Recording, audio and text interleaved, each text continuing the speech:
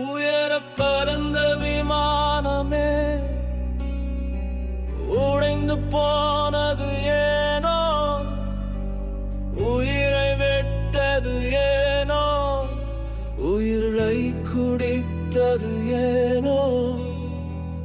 அத்தனை பேர் கனவுகள் அரை நொடியில் முடிந்ததே. எத்தனையோ பேர் வாழ்க்கை இமைக்கும் நேரத்தில் அழிந்ததே.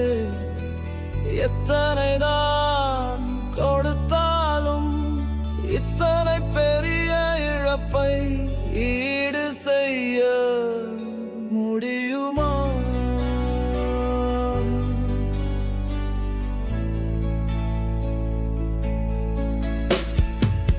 என்ன குறை செய்தார்கள் இறைவா இத்தனை பேர் உனக்கு?